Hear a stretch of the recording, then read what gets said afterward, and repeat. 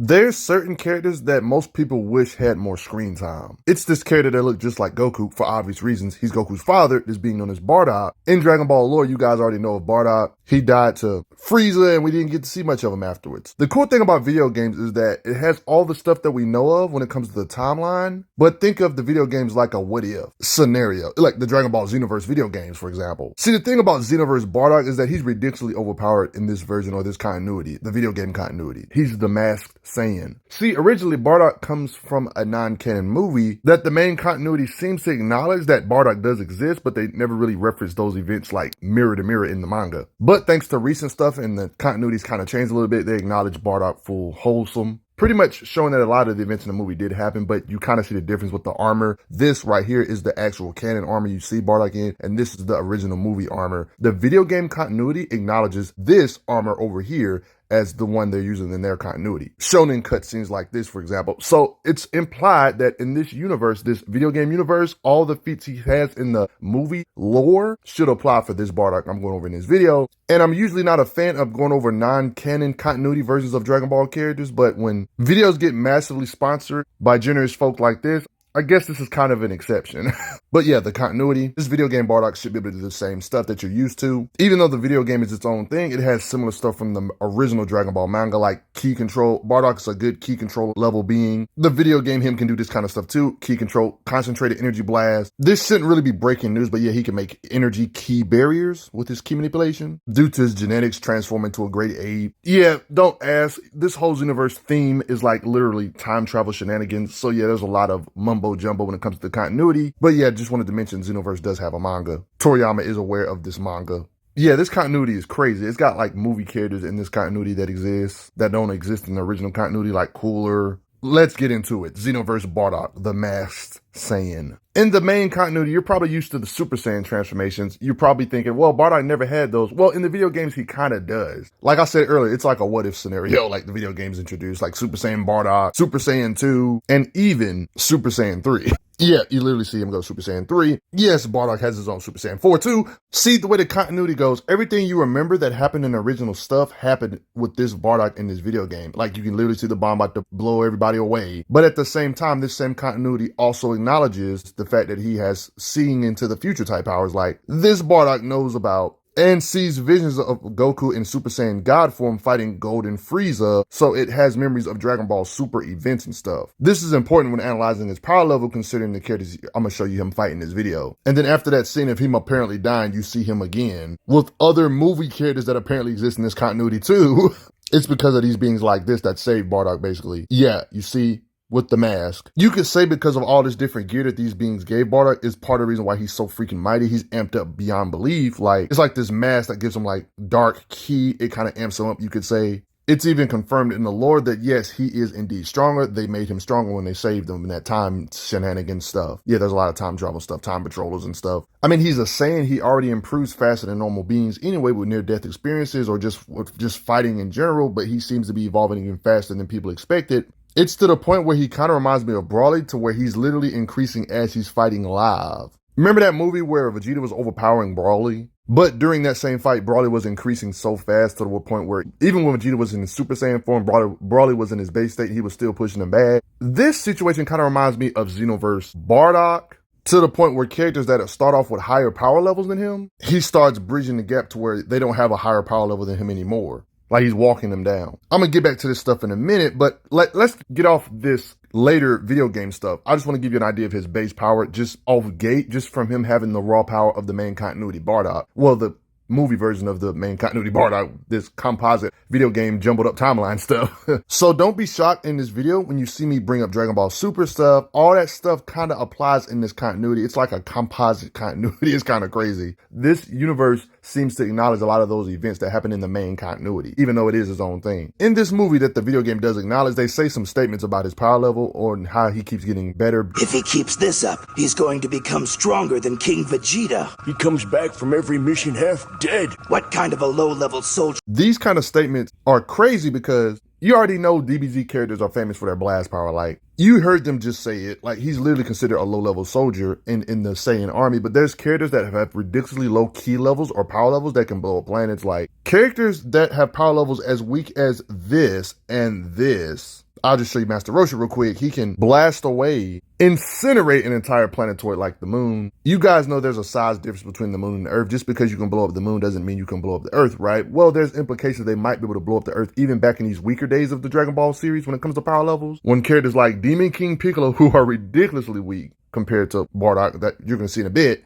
can apparently destroy the whole world. I know this is just a statement, but considering how much planet-shattering stuff happens in Dragon Ball, you kind of tend to believe these statements since planet-shattering happens so much. Sure, Bardock isn't on this list of power levels, but keep in mind that his literal son is power levels this high compared to beings like this that can apparently destroy the Earth. You know, even before all of that Xenoverse amping stuff, he shouldn't have no problem. Bardock shouldn't have no problem blowing away moons. You can even say he should be technically able to destroy a planet like the Earth, larger planetoid than the moon. I mean, he is a Saiyan with a Saiyan tail, so if you multiply all this power by 10, if you don't believe he can destroy the Earth in his base state, he definitely should be able to do it in his great ape state with his blast power or output in general. I mean, this scene I showed you earlier about them comparing his base power to King Vegeta should already kind of prove he can destroy planets, because we literally seen King Vegeta, like they're comparing this guy to King Vegeta. This is the same guy we seen literally do this to freaking 3 planets, guys. And if you don't believe Bardock can do this in his base state, his great ape form should be able to do this too, because his power level would actually surpass him if you add in a 10 times multiplier. Yeah, that's kind of crazy to thought about him being able to destroy 3 planets. And we're just this early in the video. But yeah, it gets worse as the video goes longer. Okay, let me get into the Xenoverse stuff. So you know he's strong when he's fighting current timeline-ish centric time patroller type characters. Bardock is, as a masked Saiyan. Matter of fact, Bardock was so amped up and he was evolving at such an incredible rate, even though he was brainwashed as a bad guy with this mask on. Literally confirming right here that he was brainwashed. It took a lot for Towa to get him under their control. Along with the mask brainwashing him, good luck trying to read his mind too. It's like his version of the Magneto helmet. He was starting to evolve to the point where he was starting to use this power to make all of this dark ki or dark power his own, to where instead of the mask controlling him, he starts controlling the freaking mask. He has all of them feats already mentioned, plus he's amped up by this mask when he could already destroy planets before the mask. If you're used to Dragon Ball's fighting style, you know how the main characters get stronger with each arc by a large margin, right? This is important for Bardock, considering like planet shattering is just scratching the iceberg when you start getting later arcs, like blast power wise, even characters back here like Frieza. Keep in mind that Frieza wasn't in his full power form. He was holding back, not in his bulky form, not in this huge muscle state. He was literally able to blast without even being in a form like this. Planet Namek, not only Planet Namek, but apparently the explosion was so wide it reached other solar systems, or even wide enough to reach other stars. Like you see this big old chunk of the galaxy. If the explosion was only planetary, it should not have been this wide throughout the galaxy. To make a big gap in space like this wiped out multiple solar systems. Yeah. So when you see later arc characters like Cell state he can do stuff like stating they have enough blast power to destroy the entire solar system with their ki, this is kind of an oversimplification, and they're kind of underselling their own power if you base it off that. Solar system shattering isn't no big deal at this point, even multiple solar systems. You're probably starting to wonder, what the heck does this have to do with Xenoverse Bardock? Well, considering that this arc is even greater than everything I mentioned back here, the Buu Saga arc. See, here's the thing, when it comes to Bardock, yeah, there's a lot of time travel shenanigans. This is being known as Mirror Bardock. You've probably seen him in this video already, but yeah, Bardock has to literally box it out with the same being. See, in this game's events, you guys remember the Buu Saga. You guys remember this showdown between Goku and Fat Buu. You guys remember that, right? When he was showing off his Super Saiyan form, similar to the anime and manga. Similar events, completely identical, basically. This being right here, for example, was pretty sure he was going to beat both these Super Saiyan 3 beings really quickly. Towa may want revenge on Buu for killing her brother Deborah. If we lose Goku, or we lose Buu, we have to stop them before they make contact with either Goku or Buu. But yeah, this is basically why I'm bringing him up. Like, Bardock is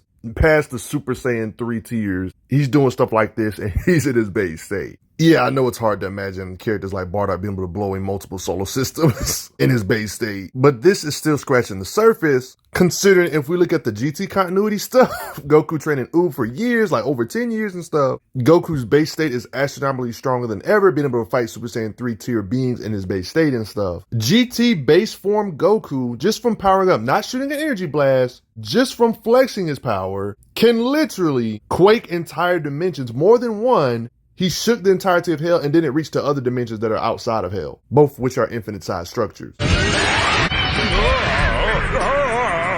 Wow, with power like that, he'll blow this place to smithereens. And he's not even fighting. Notice how they stated he will blow this place to smithereens even though he wasn't even in that dimension and he wasn't even fighting. That's what they stated, not me. And this is how the Dragon Ball universe works. He's shaking stuff down here and it reaching to up here, like 2 different dimension type things. And that's his base state, guys. Goku has Super Saiyan 4 that multiplies his power hundreds or even thousands of times in GT. Bardock in his base state is able to do this to Super Saiyan 4 tier beings. The video game version that has all the feats from the movies as well. As you can see, he's boxing it up with these beings. I mean, since Janemba does exist in Xenoverse, there's implications that these movie stuff, the movie canon of this exists in this world too for Goku. Like the feats in this movie kind of adds on to it too. I mean, don't forget what Goku did by powering up into Super Saiyan 3. He's shaking different universes just from powering up in this movie. Whoa, I feel like I'm on a team in the ocean and Goku's a hurricane.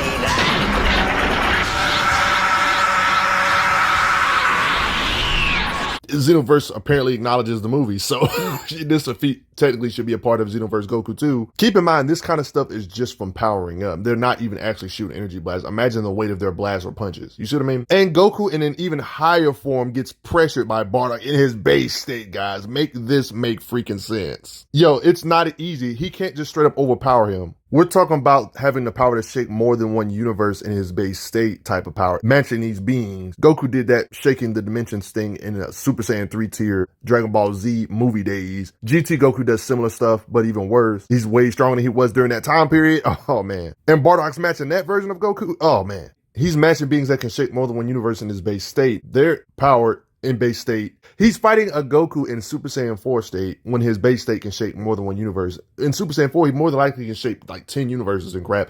Bardock's boxing him out in this state. What the heck is Bardock's Super Saiyan 3 output? Anything I just said, but better. Multiplied by 400. Oh, you guys remember God Goku, Super Saiyan Red Goku's punching power in his divine state? Oh, his punches with Beerus clashing was so crazy that it was shaking the whole universe, and the whole universe was in jeopardy at this rate. I'm talking about the whole macrocosm was in jeopardy clashing with Beerus, the god of a destroyer. Think about this for a second. If God Goku can do this, his higher form can do anything that God form can do but better because it's a higher form. He can punch even harder, and his other form can already shake and threaten the macrocosm, the whole universe, the whole Dragon Ball universe, even Afterlife. And we literally seen video game versions of these characters. Thanks to time travel shenanigans, we've seen Super Saiyan 4 and Super Saiyan Blue box it out with each other. That's why Bardock clashing with either of these beings is insanity. Showing his punching power and durability should be up to par considering how juiced up this video game version of Goku is powered up. He could fight a Super Saiyan Blue. Bardock in his base state is battling these beings. What the heck, y'all? I know Beerus was holding back, but Goku's literally clashing with a Beerus of this video game universe that's ridiculously beefed up. They casually talk about him being able to destroy stuff because he's the god of destruction with ease. Like, he even talks about Demigor, like he's going to easily beat him. Somebody I'm going to bring back up later on in this video. The main big bad, he's just casually talking about. Beerus just talks about, I can't take it anymore. I'm just going to destroy all of you right now. Talks about how he's going to destroy the universe. He'll destroy everything. And they believed him. This is the kind of being Goku was clashing with. Even though I'm not saying Goku in this video game universe is up par with video game Beerus, it's crazy how they look up to Beerus like if they fight here, the dimension of time will be completely destroyed. At this point, there's no doubt that Bardock can destroy universes at this point. He's destroying, shaking multiple infinite-sized places. Anything his transformations can do, they can do anything his base form can do better. It just gets scary.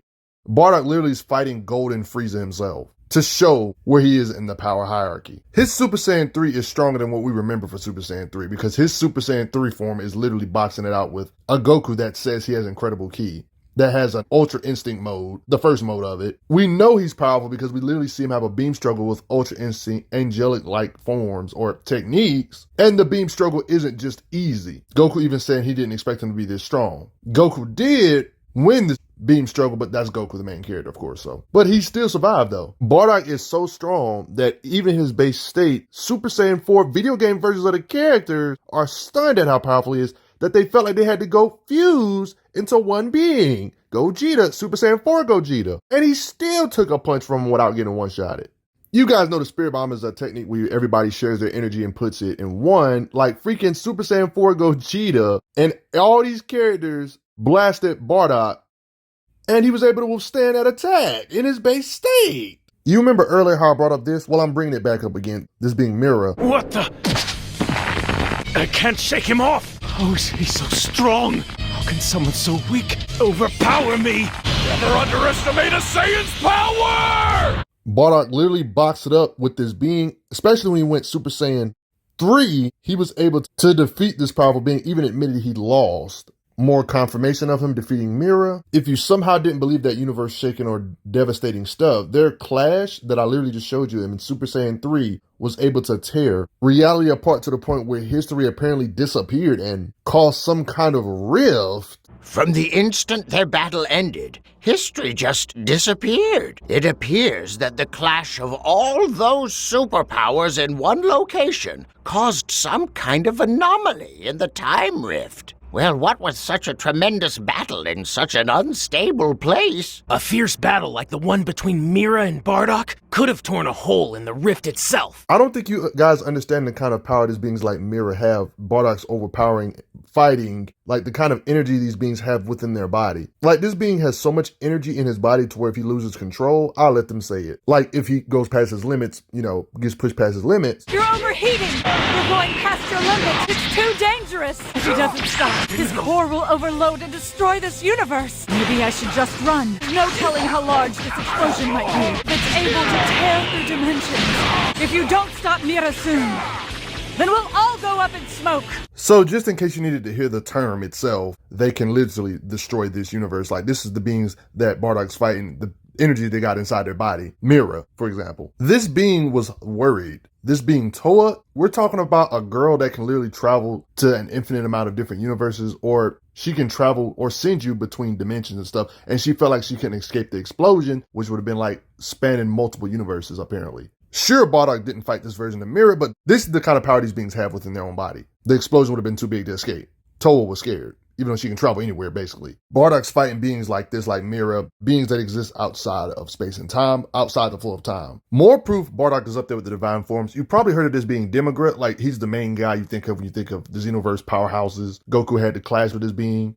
In divine states, even forms above divine, he had a beam struggle with this being that was powered up more than ever. Kaioken on top of it. They was teaming up on this being, and they was still having major issues with this being's beam struggle. To show Bardock is a beast, he had his Super Saiyan 3 form too helping, and it was a big significant help to show that, yeah, he's not a feather in comparison to these beings' blast power. Bardock's Super Saiyan 4 helped push him back with incredible power. This demon god Demigra. He was going to literally destroy everything in the infinite multiverse to make a new history his history. This kind of stuff is reiterated about his goal. This is a being that can literally warp time. Like this kind of stuff was letting you know the dangers. Like it was not just a city, but the entire universe, its history and everything. This nest place is super duper far away, and they can still feel the evil power of this being Demigra. Everything was in stake, gone forever because of him. The way the video game multiverse works, they imply infinite possibilities, infinite decisions create infinite universes or infinite possibilities and such. I translated this myself with Google. When it comes to the universe, the way this multiverse is built, there's no limit. That it gives them a headache, apparently. To put this in perspective, yeah, Bardock's literally helping. This is 1 out of 3. It was a 3-person effort. He was helping Beam struggle with a being, push this being back. That was about to wipe out everything. Like this dude was a big threat. His Super Saiyan 3 was a helpful aid too, but Super Saiyan 4 is even worse. You can visually see it change. This is what happens when characters with no screen time get fan superpowers. Literally fan service powers. What do you guys think? I hope you guys enjoy. Like, share, subscribe, hit that notification bell, and thanks for the donations. I'm glad you are enjoying your time on the channel. Make sure you check out the playlist on the channel to see other How Strong videos. If you like what this channel is offering, make sure you hit that subscribe button, and I will see you guys later.